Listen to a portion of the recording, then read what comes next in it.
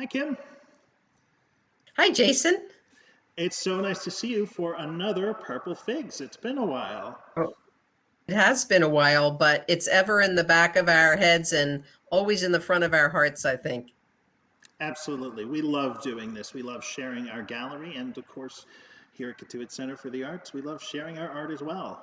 For those who haven't seen it in a while or are joining us for the first time, you probably haven't seen these incredible graphics by Annie Labens. Thank you so much, Annie, for setting these up for us. Now we're a real professional joint. So, Thank you, Kim, Annie. yeah, Kim, do you want to talk a little bit about what Purple Figs is and what our process is here? Yes, Purple Figs comes from a poem by a favorite poet of mine, Ian Gremmons, and he has a wonderful, what we call in the business of poetry, ekphrasis. That's an inspired poem by a piece of artwork. He has this beautiful imagery of a breakfast table set, and the purple figs sort of jumped out at me. So, Purple Figs is our version of an ekphrasis workshop. And if you don't like that word, you can just think of it as poetry or any kind of art inspired by other art. Jason and I are both poets, so for us it's poetry, but it could be music inspired by art or vice versa. Any kind of art it works with. So, if you're feeling the artistic bug, never forget our gallery is open right now, Wednesday through Saturday, 10 to 4, and come get inspired. The exhibit that you're seeing over here is Jane Lincoln's More Than Enough. It was our first new exhibit since quarantine, and she is this great experimenter in color. She had a really, truly moving exhibit called Enough in our second story gallery. We're going to link her website down below, so please take a look. You can see representatives of all the pieces that were here in the gallery. But we each chose one, and we decided to write a poem about it. And we chose these here on the first floor that you see, these color fields. They were paper and paint laid over each other in all of these incredible patterns, each titled to sort of highlight the work one bar of color was going to do. Kim, if you don't mind, I'd love to share mine first. Absolutely. Love to hear it. Okay, so let me pull it up here. Let's see. So this was the piece, Paltry Pink, and my poem, $25 Revelation. Out where the ocean is raging with a roar industrial, out there where you are lucky to be, and that you must always remember. Out where the yellow sand is piled high enough to block the sun, and a thin strip of green teeters over the edge of the ghost of the land that was, a shift of the wind knocks loose a stream of pink sand, and landslides like waterfalls rush down the dune and form a pink pile at my feet before settling and waiting for something imperceptible again. And you might call this paltry pink pile nothing, and you might be right. But to the north and south I saw even bigger piles still, and I knew that this is the way the world changes, and I too am a part of it. Mm. Gosh, I love this so much. So much that you've brought out of what is an abstract piece of work that really might not be what someone else would find these beautiful images in. So maybe tell us a little bit about how this inspiration came for you. So when I had a lot of patrons coming through the exhibit and sort of struggling to understand what they were supposed to do, and I find a lot of people do Mhm, that when they come upon abstract art. They're like, I don't know what my job is. Less mhm, than, I don't know what that is. They say, oh, I know this was made for some reason. So I always said, start with the easy part. What do you like? mhm, Um, and for me, that's the same thing I did. I took pictures of several that I liked and I stared at them, I meditated them, I saw them in the gallery, I looked at them on my phone, and I just sort of got the patterns into my head and was walking down at the National Seashore with my girlfriend mhm, and saw it was an incredible day. The winds were booming down the dunes and the waves were 8 feet high, and it was just incredible to be there. But then I turned around and saw the dune. I saw the grasses at the top sort of going down over the edge as the wind and the water was tearing away at them, and I saw the lines of paltry pink in my head again between the dunes and the yellows and Mm. the pinks there and the water of the blue behind me. And they just sort of meshed in my head in this one instant. And we'd come there and stared at the water so much, but we were transfixed watching these little rivulets of sand come all the way down. Um, and I thought of that name, Paltry Pink, which the pink is Mhm. somewhat substantial in the work itself, but it's also pale. It's not quite as bold as the yellow or the blue. And yet, everywhere I looked were signs of the sand going down. I just felt so present, so relevant right now. I had an incredible moment of clarity, is how I described it, looking at the water and looking at the sand. And we're so lucky, you really were able to move inside this painting and then take it with you and then relate it to something in your life. And we're so blessed here to be able to live with the artwork of so many amazing artists. And we invite you all the time to come down and look at the artwork. Jason and I would be more than happy to stand beside you and contemplate a piece and talk about it, because there's something about living with it and really falling into it and finding something in it. For me, I think about in theater, I think you say, it's the willing suspension of disbelief. In abstract art, it's sort of the willing suspension of just thinking of this as what you're looking at, which is just some color and some lines, and really letting it sort of wash into you. And what does it make you think about or even feel? I love that comparison. I love that. The suspension of disbelief. This idea when you're going into a theater that, you know, those aren't actors, those are people, those are characters, and the things happening are real in a way that you just choose to accept. Um, a lot of art, you do have to do that. You have to sort of suspend your disbelief. These aren't just bars of color, these are things in relation to one another. Uh, Right. and you're the person who gets to decide every time you come to it what it's like. And yeah, it's free to come to the gallery, and even if you don't buy something to leave with, you can take these paintings with you. You can take all of the work you see with you.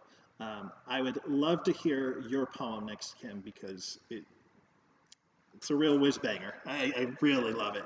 Um, Spoilers, I did take a look at Thank you. hers ahead of time. So I'm going to go ahead and pass it off to you. Okay, this is my poem is entitled Apprehended with Color, which is a line later in the poem, and it is inspired by Jane Lincoln's beautiful painting called Brazen Blue. The last time this sky was this shade of brazen blue was when you unwrapped your golden scarf with hint of pink good white girl chic. Better give voice to your Black Lives Matter attitude, like a flag, like a siren, you, knee deep in your family's impasse grass, their Middle Earth of surely you are not accusing us of being bigots, their manicured sandwich wrap picnics, and we fence you out picket fences, they holding innocently on to a razor thin strip of baby blue nostalgia, of caste, of class, they so smugly unaware that just below the checkered tablecloth of white privilege unrests the blood of dead and dying Black sisters and brothers, like bricks of ballast on slave ships, like the red soil from Kenya to South Africa, calling its people home. Your rage and incessant questions about growing up white and racist, your frustrations about when things will change, your shame about they must change now, and this wokenness, brokenness, spokenness, the only narrow dark orange hope on this day, so apprehended with color, with disbelief, that no one can breathe. That's something else. Oh, yeah. We're Um, here at the tail end of 2020, so of yes. course the Black Lives Matter is on our minds and in our hearts every day. Um, but I'm curious. if I had gone and looked at Brazen Blue, as I did, it's one of the ones I did take a picture of, I would never have had this response to it.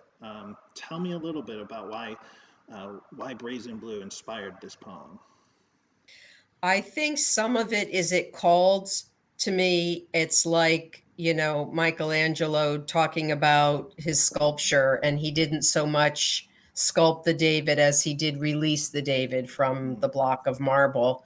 I think sometimes poems are like that. You don't really write them; they're just waiting for you to express what's already there. mm, But I'm sure some of it was inspired by Jane's other upstairs exhibit, called Enough, in which she talks about all of the killings that have happened.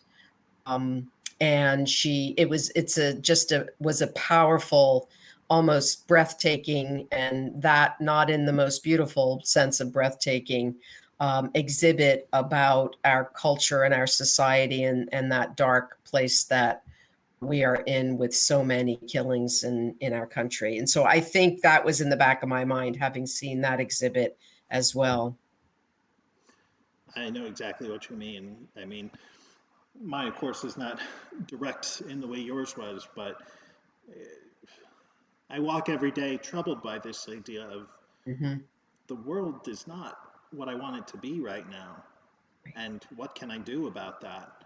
Uh, Enough upstairs, uh, which I'll be honest, absolutely an inspirational, incredible piece. And again, head to Jane's website Mhm. down below to see some of the images from that show as well.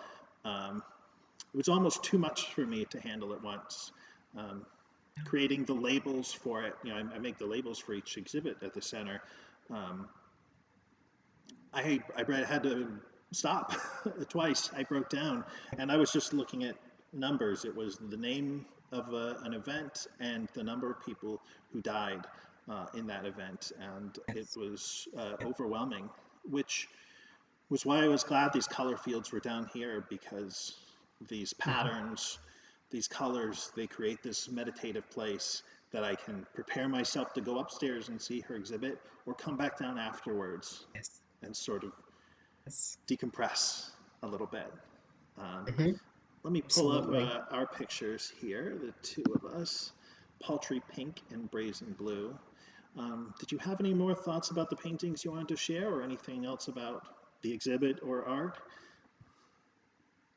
The artwork is exquisite. If you are intimidated about abstract art in any way, this is a beautiful artist and artwork to look at, and hopefully we've inspired folks to just put aside your preconceptions or your fears about abstract art, and just on any given day, just something, as you said, that you like or that you notice, and enjoy that piece of it. Some of that color is just absolutely exquisite. I don't know how she does that, but it really, and the juxtaposition of where she puts them, how big they are, how small they are, narrow, how wide, is it's just really beautiful.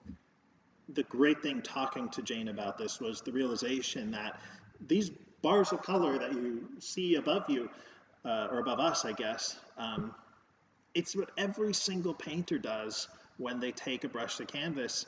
They're deciding what one color next to another, how that will affect their viewer. And the nice thing about these bars is that I think the potential for reaction is so much greater than something that is purely representational.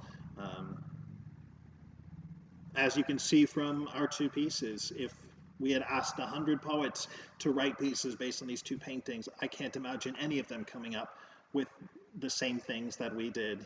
Although I bet more than a few of them would have been writing to the present moment, the desire for Yes. change. So, uh, And this is an appeal to everybody to come and see the artwork live. We've, just so proud that we've just won Best Gallery on Cape Cod by the Cape Cod Times Best of series. And there's nothing like looking at art live and really living with it and spending time. So we strongly encourage you, check it out on our website, but also come to the gallery. It's a very safe, social distance, all the protocols for sanitizing, et cetera, in place. This is just a beautiful place to be. And we just got some new sculptures out in our sculpture garden. Can you say the word moose? I'll just leave it at that. So life-size moose in our sculpture garden now. Absolutely worth seeing. There's always new art. Jane Lincoln's exhibit, of course, is gone now, but if you're here at the present moment, you can take a look at two more exhibits. We have Conversations with Weepy, paintings by Jamie Elkins on our first floor, and on the second floor in our 3D spaces, we have the show Dysfunctional. Kim, can you tell us a little bit about those? Yes, the Conversations with Weepy by Jamie Elkins. She calls it a dark, bold, and sometimes satirical look at a particular way that she sees the world. And Weepy is a tree that you can actually go and visit in Yarmouthport. And Jamie has been spending a year visiting this tree and painting. So every painting of the tree she has dubbed Weepy is of the same tree, but every painting is different. And this exhibit is on until November 7th in our gallery at this time. Absolutely. Our next Purple Figs, we will be writing against some of the paintings of Weepy. So please take a look and join us in writing as well, because it's a really fabulous exhibit, and the experience of being in the gallery is, you got to come down. Yep. Come on It's down. It's a beautiful. one-way street through. Everyone's going to be wearing a mask for your whole visit. And a little bonus feature, if you head to the website now, I'll put a link in the description as well. You can take a virtual tour of not our gallery, but a gallery with all of the paintings from Conversations with Weepy. And soon you'll be able to take a look at Dysfunctional as well on the website. Can you tell us a little bit about Dysfunctional, Kim? Yes, Dysfunctional is a ceramics exhibit, and it's not a typical ceramics exhibit. It's a show of thought-provoking ceramic work that doesn't really necessarily serve a practical purpose, as a lot of ceramics does. It's about a corner of the ceramics world where form does not follow function and aesthetic is boss, where practicality is a distant thought. So these are beautiful works by a number of ceramic artists. It's curated by our instructors, Lois Hirschberg and Neil Grant. And it's a selection that will really, I think, come and look at something that is not the normal ceramics that you're looking for as a picture in your kitchen or as a beautiful piece of art on your mantle. This is really going to challenge you, and something to really experience live and think about for a long time. And we have 8 different artists in this exhibit. You will get a huge variety of what is possible within the world of ceramics when you move away from how do I create a vase, a pitcher, whatever it is that you were planning on making. These artists have really opened up some new horizons. So, like I said, soon you'll be able to check out a virtual tour of that, but it's 3D work. You have to come in a 3D space to get the best experience. How long are these exhibits going to be here, Kim? These exhibits are on view at our gallery until November 7th, and everything we have, for the most part, is also for sale. And we would love to have you come and take a look and see if there's anything that suits you. Holidays are coming up, and you would be supporting absolutely amazing, wonderful artists on Cape Cod who are exhibiting right now in our gallery. Absolutely. Please visit us. Like I said, it's always free. You don't have to make a reservation. You can just come on by anytime we're around. There's a limit of 25 people in the gallery, so there's never going to be too many folks. And it's a great way to get out of your house as well and walk in the fresh air and enjoy some of our new sculptures as well, which we'll be sharing very soon. I think that's it for me. Anything else, Kim? I think that'll do it for me. We just encourage you to come and bring some friends, because these are not only beautiful and wonderful to look at, but then to talk about later, like you might if you went to a movie or a play. Art is also just beautiful to share. And Jason and I are always around, and we would love to be sharing some of that with you as well. Absolutely. We're easy to find. Pick a building and we'll be at the front desk. So Yes. until next time, thank you for joining us on Purple Figs. Have a great day.